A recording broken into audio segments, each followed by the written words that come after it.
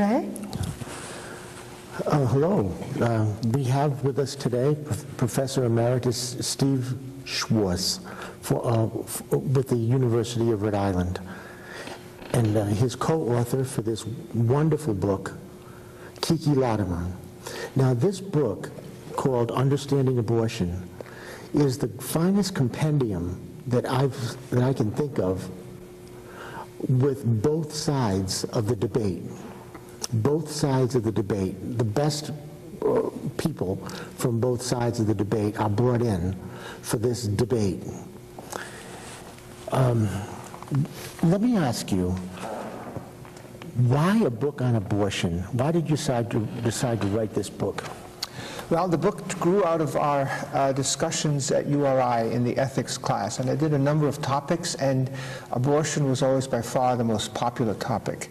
And so we decided that since it was so popular and so successful at URI, we would put it into a book. And what I did at URI was simply present both sides, and never took a side, never let them know what side I was on. And the idea was to, not to indoctrinate them in any way, but to have all the students understand what the issue is about and also understand where each side is coming from. Because the danger in all issues, but especially one like this, is that each person is steeped in his own view and doesn't see the other. And when I read about this issue in the paper, I just read about it in terms of this recent controversy with Obama and the Planned Parenthood, certain people are steeped in their position and they don't see the other side. And the same thing goes for the other side of that they are steeped in their own position and they don't see the logic of the other side. And what I think is necessary is to make first the students and now the readers of the book aware that there are really two sides and that each side has arguments. In the end, I think there is a correct side, and it's hoped that the reader, in reading the book, will come to the correct side, whatever that is. But it's not for me to dictate what that side is. So that's basically the idea behind the book. So, Stephen, I'm sorry, go ahead. What is who should really read the book? Or if you were to purchase it, give it as a gift to someone, who should they give it to? Almost anybody who is interested in the issue. First of all, someone who has mixed feelings, as the title indicates, from mixed feelings to rational thought. We found that most of the students came into the class with mixed feelings. They were partly pro-life because they had some sense that abortion kills a human life, perhaps kills a baby, and that's not something good. On the other hand, they felt very strongly and very understandably that after all it is a woman who is pregnant and it's her body, and who are we to tell her what to do, even if what we say is objectively right? Can we impose that on others? So there were strains of pro-choice and pro-life in students, and so they had mixed feelings. And I think the important thing there is to sort out those feelings and to pursue each side beyond the slogans that you hear to basic arguments. And perhaps we can get into that later, because there are real arguments appealing to reason, philosophical arguments that underpin the typical slogan, a woman's right to her body. Well, that's good, but you need to go further and base that, and similarly pro-choice. Yes. So to finish the question, to all those who have mixed feelings, but also those who are strongly on the one side. So those who are pro-choice should read it because they should understand the pro-life side, that they have reasons behind their position too. And conversely, in the same way, those who are pro-life should understand the pro-choice side, that they have reasons also. And I think each person will understand his own position better if he or she understands the opposing view. I think you could really understand your own position only after you've seen the whole picture. I mean, that goes for other issues too, like capital punishment. If you see only your own side and don't see it in the broader picture, you don't really have your own side. Kiki, how did you decide to co-write the book? Well, I worked with Steve in the classroom for at least 10 years. So long time. Yeah, so that was a wonderful experience. And like he said, we found that many people that are either pro-life or pro-choice are really, they hold that position based on gut feelings. And if you ask them, why are you pro-life or why are you pro-choice, they really don't know. It's just a feeling. So it's important for them to find out what that gut feeling is based on and start to take a look at it on both sides and then compare it. I also spent 20 years working at a pregnancy agency, a crisis pregnancy agency. Wonderful. So I've dealt with the issue, hands-on, women who have chosen abortion, women who have chosen not to have abortions. Dealt with the issues of miscarriages and premature babies. So I've been involved in the issue on a hands-on Yes, you for were 20 involved years. in a big seminar on life and choice. Would you rather say that to our second show, or do you want to mention it We now? can mention it. I went 2010? to the 2010 Princeton Conference on Life and Choice, which was a very exciting conference. We had about 400 people, pro-life, Princeton University. pro-choice, Princeton My University. relatives graduated from. Yeah, and it was amazing to see pro-life and pro-choice people come together civilly, no screaming matches, and discuss the issue, and really look at what the reasons are for why people believe what they believe. And we found that there was a lot of common ground, surprisingly. Really? We found that most people, are trying to do their best for women, for children, certainly children that are born, but certainly for women, and that there's just a lot of confusion over the issue itself. Was there a consensus there? Steve, did you go to that conference? No, I didn't go to that conference, no. Was there a consensus there that was developing, that there was middle ground? That there was some middle ground, but Some there's middle ground. clearly major differences as well. Sure. Major differences. And what area would you say there was some agreement? I would say that there's a caring for women on both sides. How you go about caring for women and what is best for women is where the two sides, obviously diverge extremely. Yeah. But there is a lot of good-hearted people trying to do their best on both sides. And the conference was very helpful because it did help us to understand what we agree on and what we don't. I want to ask, what can one do if one is in doubt about the status of the being in the womb, or about whether abortion is morally right or wrong? Okay, that's a very important question. And I think pro-life and pro-choice each has a perspective on that. So let me give those two perspectives. The pro-life perspective is that if there's any realistic chance that the being in the womb, and that's the term we use, pro-choice likes to talk about the fetus, and pro-life likes to talk about the baby, and so that kind of begs the question a little bit in one direction or the other. So we use a neutral term, being in the womb. Towards the end of the pregnancy, it's pretty apparent that that is a baby. It's going to be born very soon. So at the end, it's fairly clear that it is a baby. As you move to the earlier phases, it's perhaps less clear, and it looks less like a baby. And then the pro-life side would say, if there is any realistic chance that it is a person, you give the benefit of doubt to the person. And one good example is a hunter who is shooting. And he has to be absolutely sure that what's in the bushes is not a person, it's a deer. If it's very likely that it's a deer, that's not good enough. If it's like 99%, that's not good enough. You have to be absolutely sure. And so pro-life would challenge pro-choice and say, are you absolutely sure that that's not a person? And that's very hard to claim that they're absolutely sure. On the other hand, pro-choice would say, when there's a doubt about the status of that being, you go with the woman where there's absolutely no doubt that she's a person, so nobody questions that. So on the one hand, you have a doubtful being, the fetus, the being in the womb, and you have what is clearly a person, a woman, so you go with the woman. Then I have a third approach to that, which is based on Pascal's wager, and is the idea of which way of going wrong is worse. If pro-choice is correct and you go pro-life, that's one way, and if the reverse is another way. If pro-choice is correct and we go pro-life, then we are denying a woman the right to choose. On the other hand, if pro-life is correct and we go pro-choice, then we're denying a child a right to live. And so I invite the reader to compare those two ways of going wrong.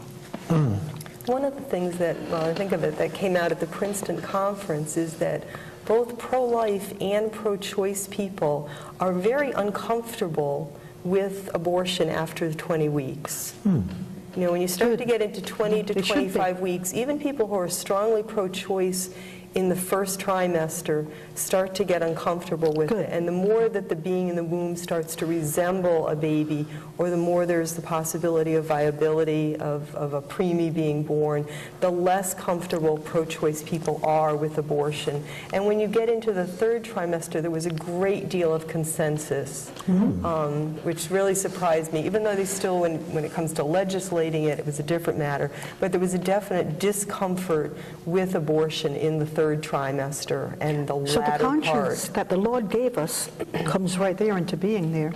Yeah, there's definitely, your conscience. there was some sense of consensus there. So there was not so much in legislation. There was Not so still much in legislation, but as far as just a general personal feelings about abortion, no one likes it. Definitely no one likes it in the third trimester. So that seems to be a shift.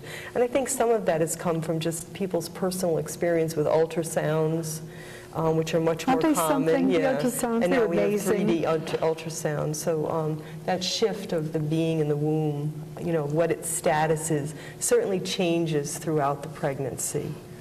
Bernard Nathanson was a former abortionist. He's now the late Bernard Nathanson, but he became pro-life. He went through a metamorphosis, a great change. And he said that abortion will end when wombs have windows. And the ultrasound is getting more and more graphic. And some people, Focus on the Family, for example, claim that the use of ultrasound can cut abortion incidence down 80% as soon as the mother gets a chance to see the being in the womb. That kind of consensus kicks in. But do you discuss the question of when a human being begins to exist? Yes. There are several proposals regarding the beginning of a person's existence. The one that is favored by pro-life is conception. And the basis for that is that in the case of conception, you have a radical break. You have the sperm and the egg that are two beings. When they come together, there's one being. Each of them, the sperm and the egg, is at the end of its existence. When no conception takes place, they each die very soon. And if conception does take place, they cease to be as sperm and egg, and they're transformed into a new being, the zygote, human being at the beginning of existence. And then thirdly, the newly conceived human being has its own genetic code, and the sperm and egg each have the genetic code of the parents. So there's a real radical break. As you move on, you have other possible lines to draw, like viability and brain development. And for the pro-choice side, or at least one version of the pro-choice side, these represent significant milestones because the pro-choice side adopts what I call the achievement view, that you are not originally conceived as a person, but you become a person by achieving rationality, a sense of self, and Michael Tooley develops that idea that you're not really a person until you have a sense of self, and then he realizes that doesn't happen until after birth, so he follows his argument through and says you're not a person until 3 months after birth. That's kind of a radical view, but it's following through on the idea of the achievement view, that you're not a person as such, you achieve being a person, whereas pro-life says that you're a person in your very nature in conception, and that the various lines don't represent the beginning of a person, but simply developments along the line. So each of the lines that have been suggested as the possible beginning of a person's existence, other than conception, has its difficulties. I mean, one very frequently discussed one is viability, that the child can live outside, or the being in the womb can live outside the womb, but that really refers to the status of the body, that the body is now sufficiently developed that it can sustain outside the womb. And when you come and think of it, viability is not really a criterion for personal being. And viability is, or non-viability actually, is something that applies to everyone. Most places in the universe are non-viable for us. They're too cold, they're too hot. When man goes to the moon, he takes his environment with him because the environment there is not suitable. So we are also not viable in almost every environment, and the being in the womb is simply non-viable in the environment that we're in, and that's not anything that you can legitimately hold against him. That's just the normal development. So viability, when you reflect on it, is not really a viable place to draw the line. And then some people propose birth, and that's also difficult to hold because it's hard to see how the transition from being inside the womb, inside the mother's body, to outside transforms a non-person into a person. And realizing that, some people like Marianne Warren say, well, it's welcomed into the human community, but it may have been welcomed before. And more important, I think, it's a very dangerous criterion, because then you could say that African Americans were not persons in the days before civil rights, and especially when they were enslaved, because they were surely not welcomed into the human community. Right. They were pushed aside, and that was the part of the injustice. And so, but they were certainly persons, and the injustice was precisely because they were persons. So it's a very dangerous thing to do. So I think that the real line is conception, and the pro-choice objection to that is that the result of conception is a zygote, is a very tiny being and doesn't look like you and me, and so they find it difficult to relate to that being as one of us.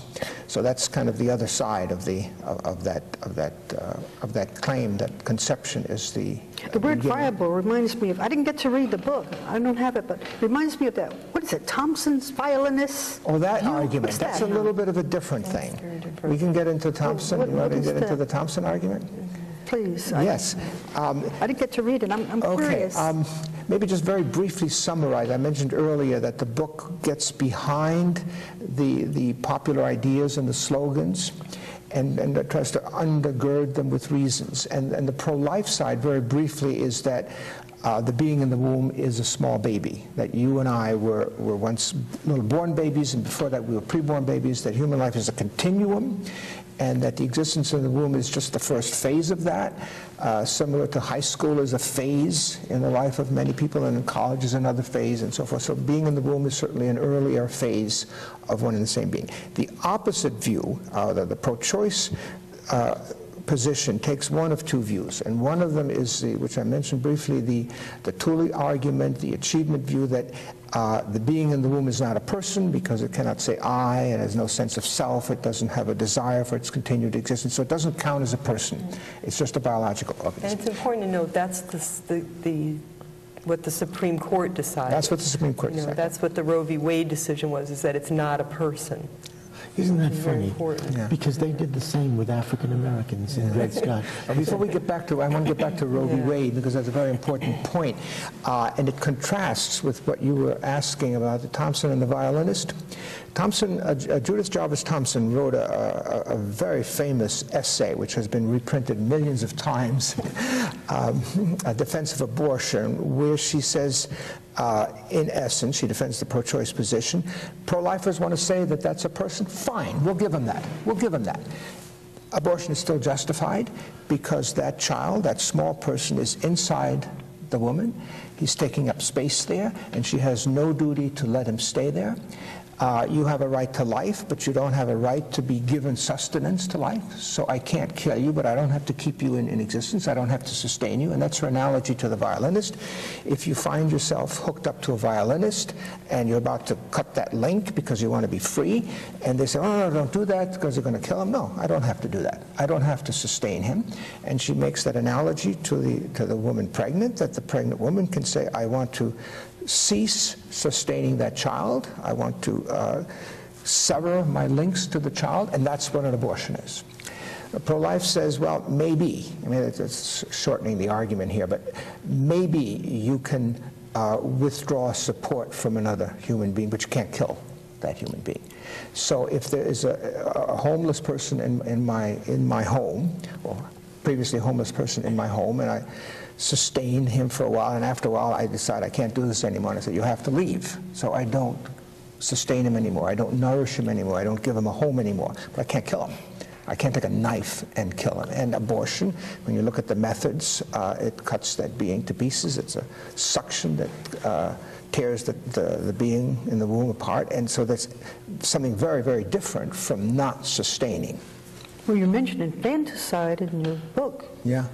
And it reminds me of that what you're talking about now. Practice where they take a sword and just kill the child at a late-term pregnancy. They take a sword and then I raised the question: is that abortion or infanticide? And it's really it's really hard to say that it's one or the other. Yeah. And it shows that, you know, from the pro-life side now, it shows that abortion is a form of infanticide. It's early infanticide, and it uses methods that are more favorable to the woman's health than the Kamschadal. It's a very primitive type of procedure, which is also very, very dangerous for the woman. So the well, isn't that partial birth abortion you're talking about? No, I'm not talking about partial birth. No? Well, you could include that in there, yeah.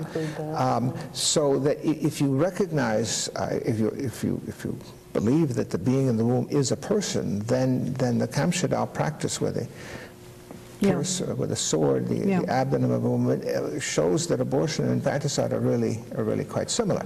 On the other hand, if you take Michael Tooley's view, Michael Tooley has an article called "A Defense." This is his own terms. I'm not putting words in his mouth. A defense of abortion and infanticide. So he says infanticide is okay because that being is not a person, it has no sense of self, it has no desire to continue existence. And it's perfectly logical. If you're going to say that of the preborn human being, you're going to say it of the very young human being as well. So he's consistent in that. And he's not the only one. Peter Singer, Professor Peter Singer. Peter Singer has a similar argument, although in his case it's somewhat, the context is a little bit different. But the bottom line is, yes, it's very similar. And the famous Nobel laureate, James Watson, also, I think, talked about not investing personhood into the born child for a period of time after birth. But at least that position is very consistent. Yes. You know, obviously, a movement from the uterus, the womb, to outside does not create a person. So they're being very, very consistent. It's not a person before birth.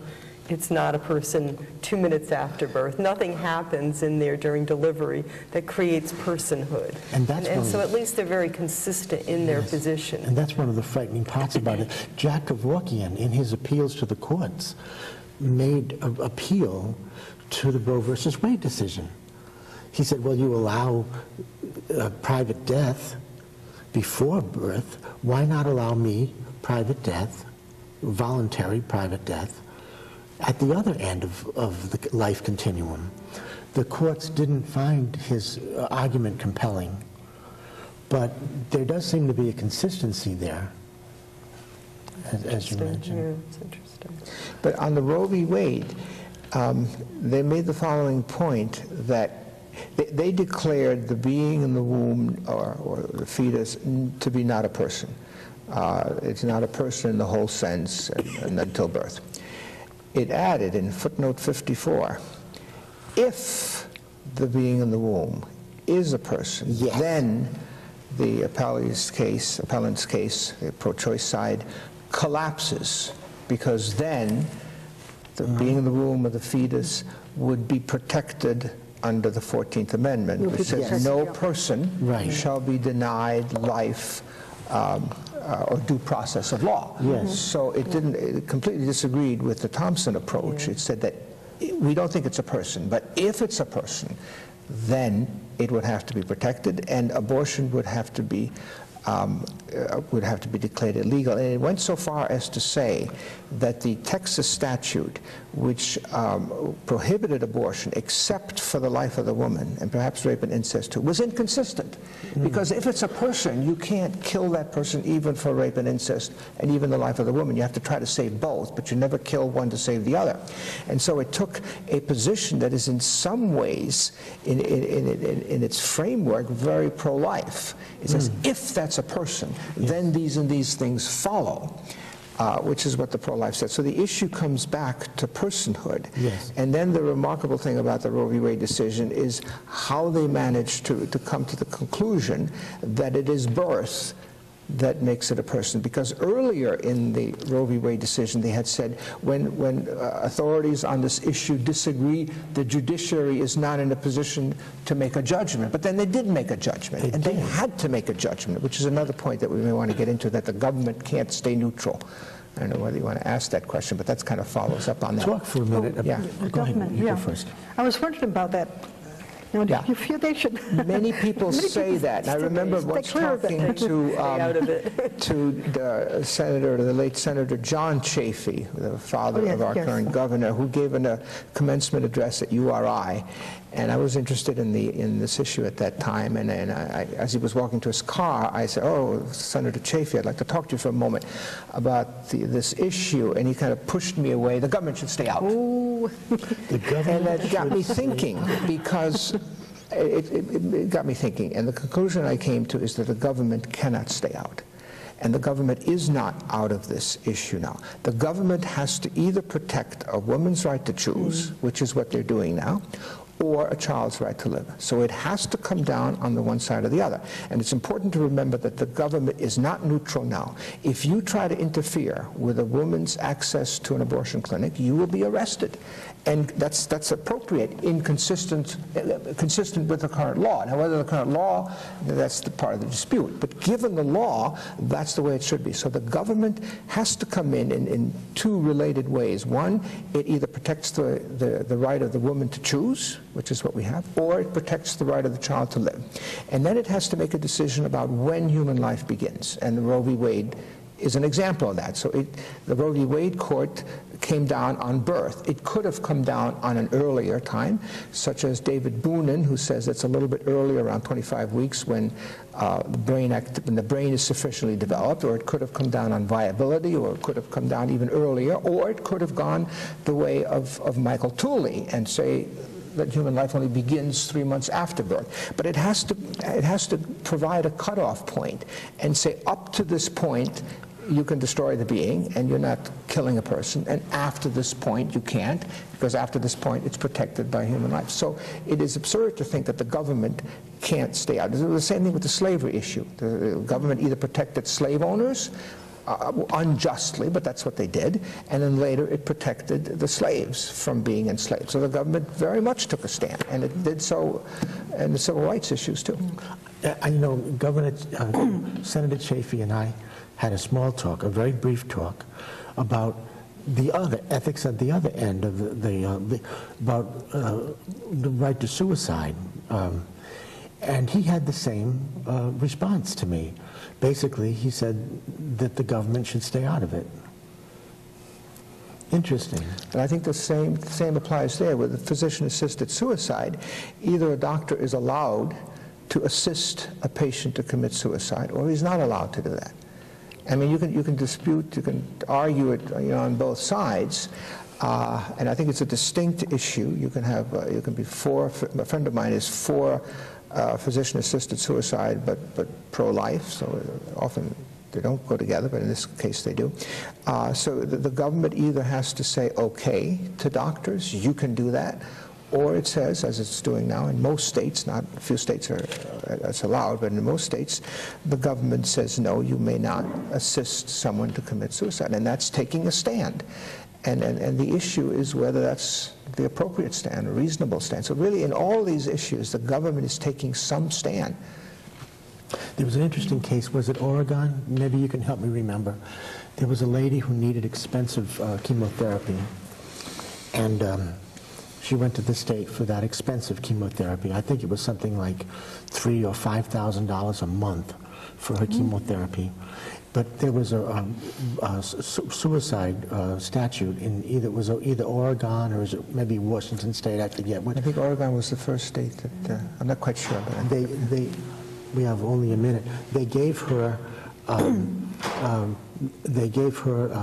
enough money to buy a suicide kit, and they said, that's all we're going to give you, because they said, we as the government are only obligated to provide the least expensive option with our economic concerns. And I thought that was a fascinating response. Before we close, I just want to say, Senator Shelton Whitehouse, thank you for inviting me. Called me up. I was with my century-old mother, almost 100 years old, getting her all set for me to come to chapter and verse here, and I couldn't really listen. I had a question for you, though. Thank you for the town meeting. I was invited again, and God bless you. And it's good that it's not just around voting time. You care all year round, Senator Sheldon Whitehouse. And we thank you, right, Ray, our special guest? Another show? Yeah. Yes, Oh, thank yes. you. Okay, another show We will are have? available to speak at churches and schools. I wanted to get that in, too. Are Yes. available. We are available. Is your God bless you. Bye-bye. Thank you.